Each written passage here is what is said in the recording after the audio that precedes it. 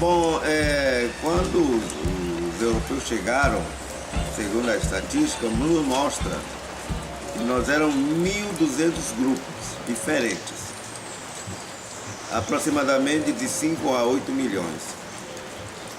E hoje estamos reduzidos em 305 grupos étnicos. Infelizmente, só estamos 896 mil, último censo do IBGE. Falantes de 186 línguas diferentes. Então, nós somos divididos em grupos linguísticos, troncos, se diríamos, que são Tupi-Guarani, tem Macro-G, tem G, tem Aruac, tem Caribe. E os demais são famílias próprias. Por exemplo, Tucano, ela não tem tronco, é língua própria, entendeu? Tanto que hoje, quando os conquistadores chegaram, eles se depararam com os indígenas que falavam Tupi-Guarani. Então, Tupi-Guarani se universalizou, se tornou-se uma língua típica, uma língua mãe. Mas, infelizmente, também, na época, em 1700 e pouco, o Marquês de Pombal expulsou os jesuítas porque eles já estavam colocando como linguagem oficial o Tupi-Guarani. Então, porque eles temiam que português não fosse falado. Então, mais ou menos nessa escala, nessa região que as linguagens, grupos étnicos, tudo físico, costumes, elas são diferentes. Porque, etnicamente falando, Chavante fala uma linguagem diferente do que eu. Ele fala Aruac. Diferentemente daqui, Tupi-Guarani no sul-sudeste do país. E eu não entendo. Então, há essa diversidade de populações, de línguas, costumes, hábitos. Essa que é a diferença, entendeu? Porque não é que seja igual, mas hábitos quase que são similares, entendeu? Então, a proposta do governo do estado e nós, já que estamos aqui agora em Curupaiti, depois que nós fomos retirados da aldeia Maracanã, no dia 22, chegamos aqui 24 de março. Então, toda essa história começou com o anúncio da Copa do Mundo, que o Brasil vai sediar em 2014. Então, o governo disse que precisava daquele espaço para demolir para transformar em estacionamento. Então, depois de todas essas questões dramáticas, então, 30 de julho agora desse ano, o governo anunciou que retornaria o prédio para nós, se transformando em centro de referência da cultura dos povos indígenas. Então, eu vou aqui, basicamente, nós temos essa proposta. Ser um centro de referência indígena da cultura viva no Rio de Janeiro, que valorize e divulgue a história, cultura e contribuição dos povos originários na formação do Brasil, com a missão de desconstruir estereótipos e preconceitos, com relação aos indígenas, como realizar cursos de formação de novas lideranças indígenas, qualificando e aprimorando seus conhecimentos, a fim de garantir os direitos indígenas e promover o desenvolvimento sociocultural e econômico das comunidades indígenas brasileiras. Então, são esses objetivos da difusão cultural. Segundo objetivo, de formação. Terceiro, de intercâmbio e acolhimento. São essas três mais específicas que nós estamos propondo para o governo do estado do Rio de Janeiro. Então, essa é a missão que estamos aqui para discutir e que isso se torne realidade para os povos indígenas. Então, vocês não comem carne? Nós comemos, a nossa carne é o churrasco. Só que o churrasco deriva de uma comida tradicional chamada cuxitka. O cuxitka é uma comida feita pelo povo indígena Caingangue, que é a carne assada direto na brasa do fogo de chão. Isso gerou, depois de muitos séculos, gerou o churrasco tradicional, que hoje é utilizado, né, em espetos assados no fogo de chão.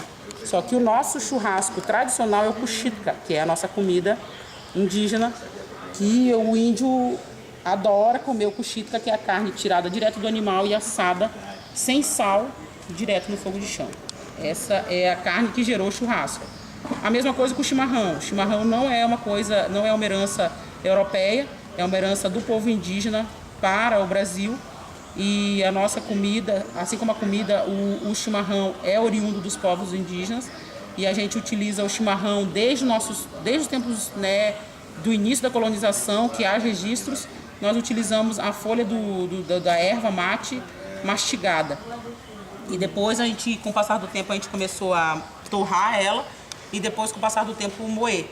Então, é de domínio dos povos indígenas, é um costume, tanto do Guarani como do Caingangue, utilizar o chimarrão, a erva mate já há muitos séculos. Então, não pertence ao gaúcho, é uma herança, hoje é claro, né? É uma herança do povo indígena para os povos gaúchos, né? Que são miscigenados com indígenas. Então, eles utilizam, mas eles alegam ser, né, do gaúcho, sendo que a origem dele é Caingangue. É posse do povo brasileiro, é uma herança cultural, mas é uma herança cultural que tem origem dos povos indígenas. E isso eles não falam. Por quê? Por vergonha, outros por desconhecimento. Então, é uma coisa que eu não concordo. E tudo isso a gente trabalha em cima disso nas escolas, para desmistificar esse costume.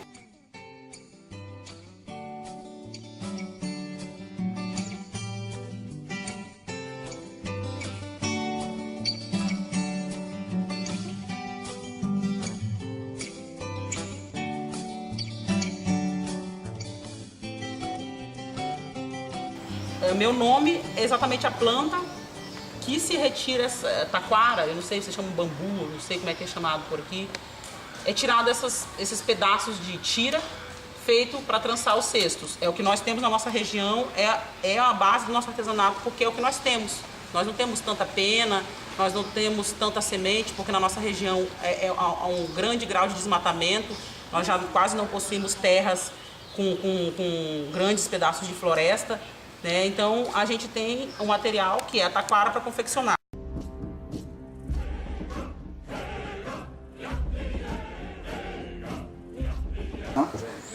Aqui eu vou mostrar um pouco esse aqui é o nosso catálogo que foi feito em 2000, o nosso artesanato. Aqui um pouco da história das sementes, né, das plantas utilizadas para confeccionar os colares.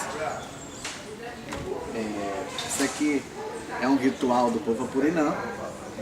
Esse aqui ele está usando o rapé, que é o nosso auiri, né?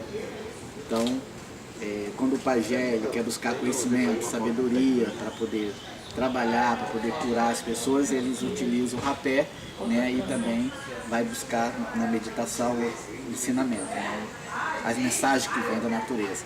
E aqui aqui nessa parte desse ritual aqui é um ritual que é feito o rito de passagem, né? Então, quando morre um índio na aldeia, é preciso fazer esse ritual, que é para a gente encaminhar ele para outro mundo, né? Porque se a gente não fizer isso, ele permanece dentro da aldeia e ele fica como se ele estivesse perturbando o povo da aldeia. Então, para isso tem que fazer o ritual, que são 2 festas que faz, que é para poder encaminhar esse índio, né?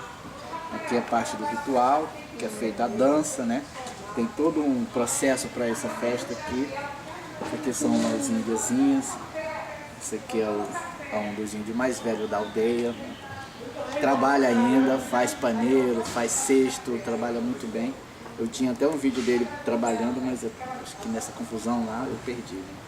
Aqui é o índio carregando farinha no paneiro, né? Você vê que o paneiro ele é aberto, mas aí a gente coloca a palha de banana e carrega a farinha.